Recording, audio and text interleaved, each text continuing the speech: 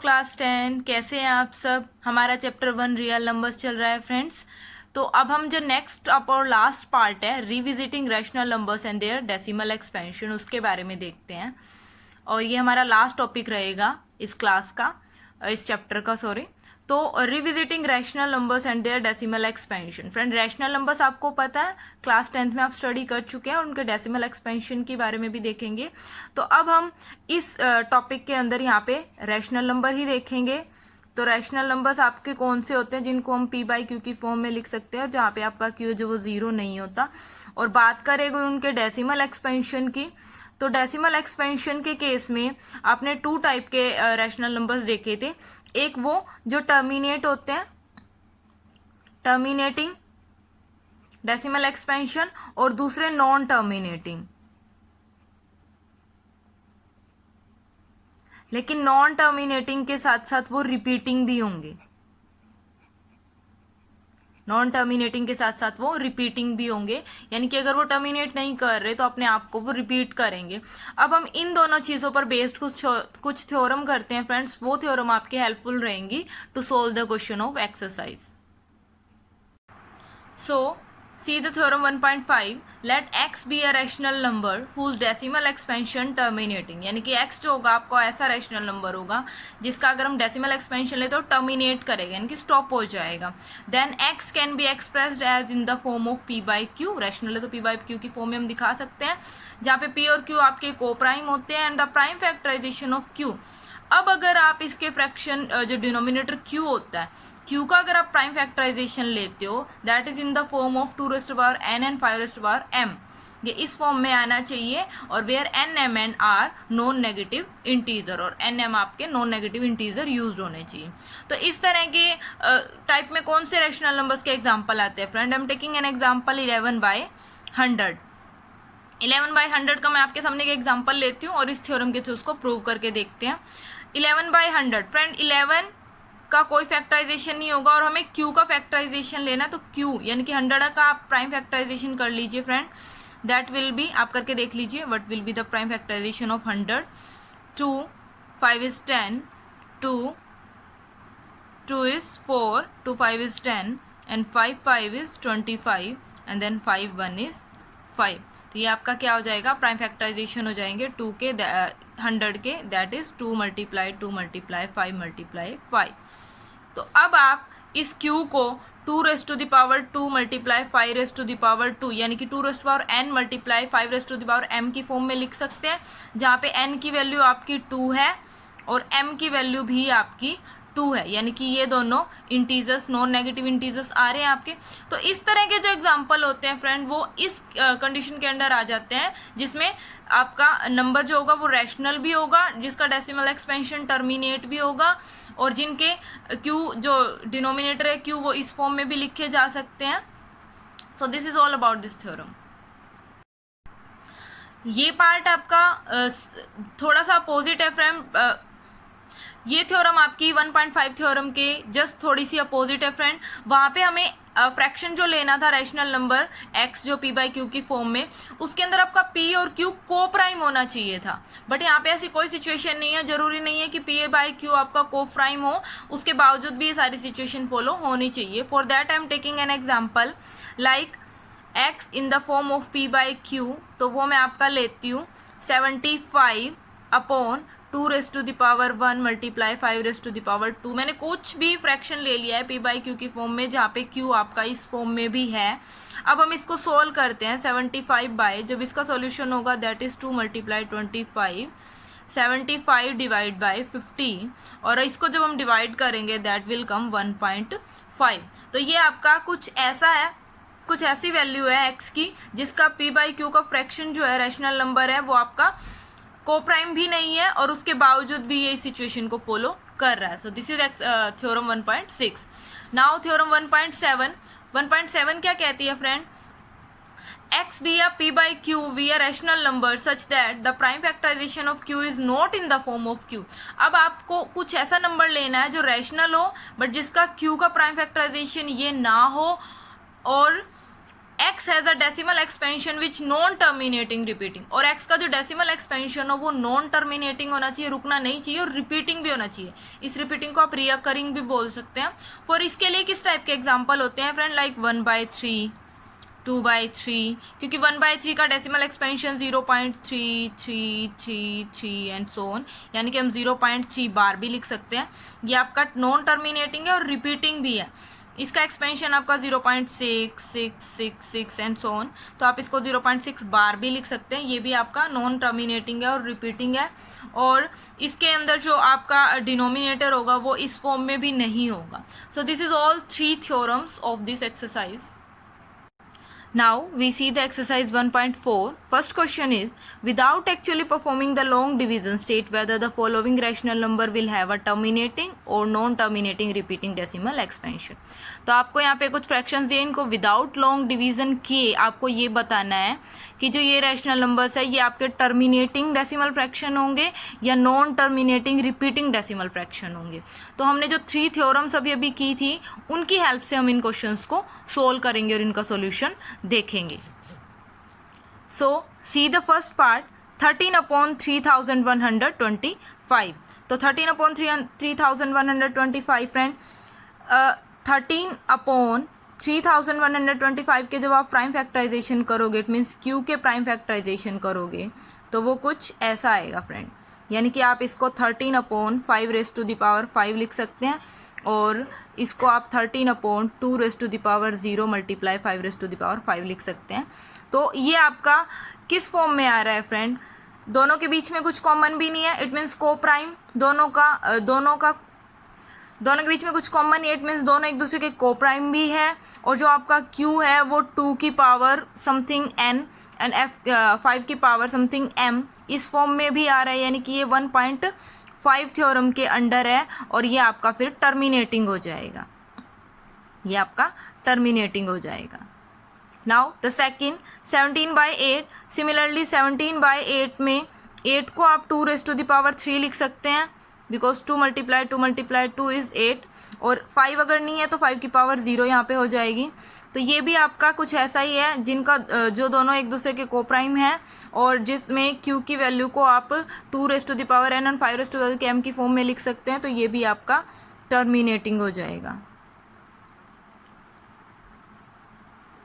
Third 64/455, तो इसमें क्या होगा फ्रेंड, 64/445 को आप इसके प्राइम फैक्टराइजेशन लोगे तो वो आएंगे 5 × 7 × 13, आप करके देख लेना इसका। तो ये जो आपका प्राइम फैक्टराइजेशन क्यू है, अब देखो इनमें भी आपका कोई भी कॉमन फैक्टर नहीं है, इट मीन्स ये एक दूसरे के को प्राइम तो है, लेकिन जो आपका q है वो इस फॉर्म में नहीं आ रहा है, pq 2⁻n एंड 5⁻m की फॉर्म में नहीं आ रहा है, 2 और 5 के ओनली फैक्टर नहीं आ रहे हैं, तो ये आपका नॉन टर्मिनेटिंग हो जाएगा।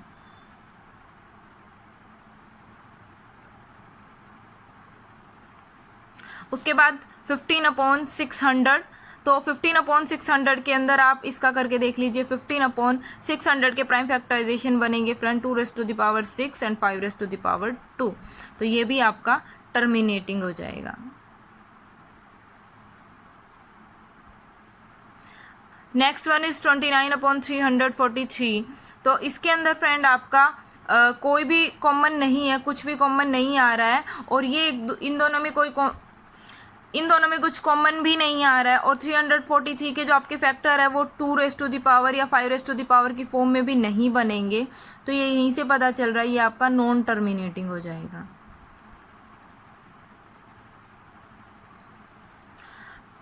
और 5⁻2 यहाँ पे q ऑलरेडी 2 और 5 की पावर्स में गिवन है, तो ये आपका टर्मिनेटिंग हो जाएगा।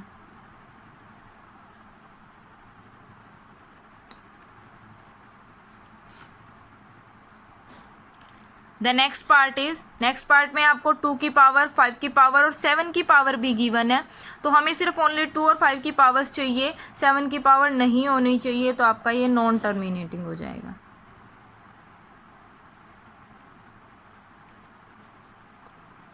Next one 6/15। 6/15 को फ्रेंड हम देखेंगे तो आप देखने से यही लगता है कि ये 2 और 5 की पावर में नहीं है, तो ये आपका नॉन टर्मिनेटिंग हो जाएगा। लेकिन थोड़ा ध्यान से देखिए, ये दोनों आपके 3 के फैक्टर हैं, इसको आप थोड़ा क्रॉस कर लीजिए। 3 2 is 6, 3 5 is 15। अब आपका जो 2/5 आ रहा है वो 5 की पावर में आ रहा है, इट मीन्स ये आपका टर्मिनेटिंग होगा, नॉन टर्मिनेटिंग नहीं होगा। 35/50, इसको भी हम सेम तरीके से करेंगे, इसको आप कैंसिल आउट करोगे। 5 7 is 35 एंड 5 10 is 50, तो 7/10। 7/10 को आप 2 × 5 2 और 5 की फॉर्म में लिख सकते हो, it means this is also terminating. Last one 77/20, 210, तो ये भी आपका उसी तरह से आप इसके थोड़े फैक्टराइजेशन थोड़ा इसको क्रॉस कर लीजिए फ्रेंड। 7 11 is 77 और 7 3 is 30, 11/30। अब जो आपको 11/30 है, ये आपका इसमें कोई कोप्राइम भी नहीं है एक दूसरे के, और ये 30 जो आपका 2 और 5 की पावर में भी नहीं बन रहा है, तो ये आपका नॉन टर्मिनेटिंग हो जाएगा।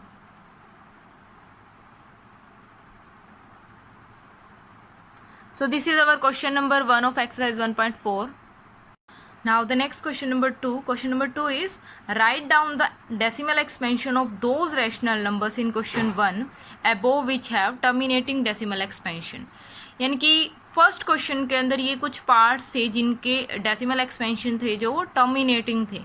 तो इन रैशनल नंबर्स को हमें क्या करना है, डिवाइड करके दिखाना है, उनका डेसिमल एक्सपेंशन शो करना है कि क्या होगा। तो फ्रेंड यहाँ पे मैं 1 और 2 पार्ट करूँगी ओनली, रेस्ट पार्ट आपको खुद ट्राई करने होंगे। So see the first part, that is 31/3125, यानी कि हमें 13 को डिवाइड करना है 3125 से। तो फ्रेंड सबसे पहले ये 0 पे जाएगा, डिवाइड नहीं होगा because is a very less term, less digit number, तो ये 0 पे जाएगा, ये नहीं होगा डिवाइड। तो हम डेसिमल लेंगे, डेसिमल के साथ हम 0 एंट्री करेंगे, ये अब भी नहीं हो रहा है, फिर हम एक और 0 एंट्री करेंगे, ये अब भी नहीं हो रहा है, फिर हम एक और 0 एंट्री कर लेंगे friend. Now the 13,000 and in this table 13,000 से लेस 4 पे हमारा आएगा 12,500।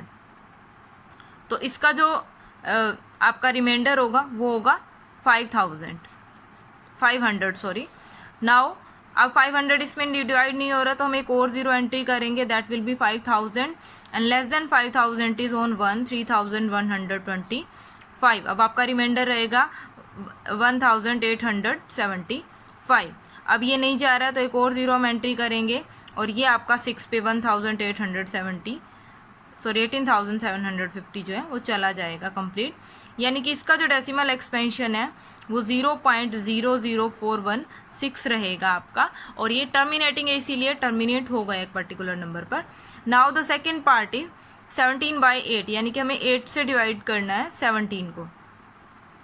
सो 8 2 is 16, 1 अभी आगे डिवाइड नहीं हो रहा है, तो will take decimal with 0, so 10, 8 1 is 8, 2 is remainder, एक और 0 एंट्री करेंगे, 8 2 is 16, 4 इज रिमाइंडर, एक और 0 एंट्री करेंगे सॉरी यहाँ, और 8 5 is 40।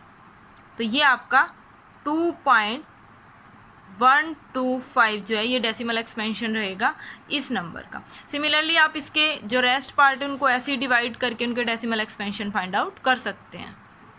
Now the question number 3 is the following real numbers have decimal expansion given below. In each case decide whether they are rational or not. If they are rational of the form p by q, what can you say about the prime factor of q? यानी कि जो आपको given decimal expansion है आपको check करना है कि rational होगा या इरेशनल होगा। अगर ये रैशनल है तो इसका जो डिवाइड में q डिनोमिनेटर होगा, q के जो फैक्टर्स होंगे प्राइम फैक्टर्स, उसके बारे में आप क्या कह सकते हो। तो फ्रेंड ये आपका यहाँ पे स्टॉप हो रहा है, आगे कंटिन्यूसली नहीं गिवन है, ना कोई बार गिवन है, तो ये आपका फर्स्टली तो टर्मिनेटिंग होगा। टर्मिनेटिंग होते ही ये रैशनल हो गया, ये आपका टर्मिनेटिंग होते ही क्या हो जाएगा फ्रेंड, रैशनल हो जाएगा, बिकॉज टर्मिनेटिंग ओनली रैशनल होते हैं। अब अगर आप इसका डेसिमल एक्सपेंशन रिमूव करो तो आप इसको डिवाइड में 1 और डेसिमल के बाद 9 डिजिट थी तो 1 2 3 4 5 6 7 8 9 इस फॉर्म में लिख सकते हो।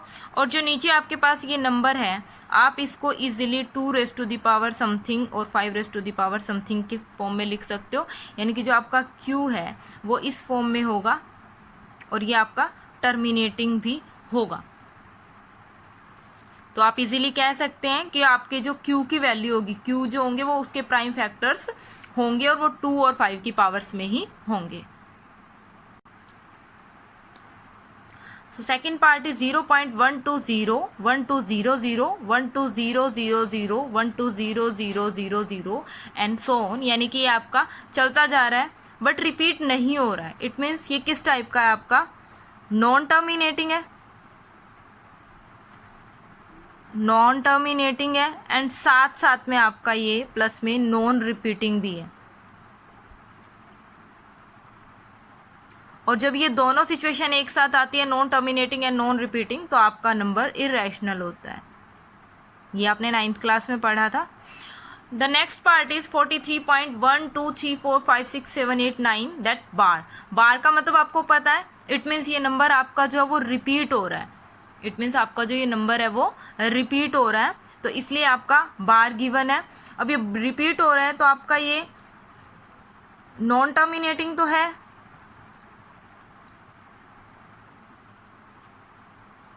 साथ में आपका ये रिपीटिंग भी है। और नॉन टर्मिनेटिंग और रिपीटिंग के केस में जब होता है वो रैशनल नंबर ही होता है। और सिमिलरली फर्स्ट पार्ट की तरह जब आप इसका डेसिमल हटाएंगे तो आप इसको नीचे 1 एंड सो मैनी ज़ीरोज़ की फॉर्म में लिख सकते हैं, और उस चीज़ को आप Q को 2 raise to the power n और 5 raise to the power m की फॉर्म में लिख सकते हैं ईजिली। तो ये आपका उस फॉर्म में भी हो जाएगा, जो आपका Q है वो उसके प्राइम फैक्टराइजेशन ईजिली हो सकते हैं, पॉसिबल है।